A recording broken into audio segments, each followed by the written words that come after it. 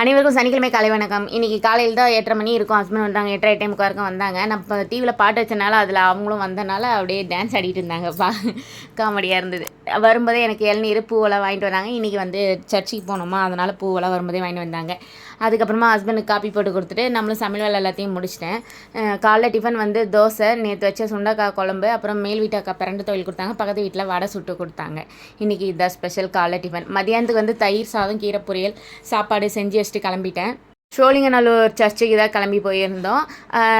குழந்தை இயேசு புனித ஜீவமாதான்ற ஒரு சர்ச்சு, அந்த சர்ச்சுக்கு போயிருந்தோம். போயிட்டு ப்ரேயர்லாம் முடிஞ்சதுக்கப்புறமா அங்கேயே சாப்பாடு போட்டாங்க.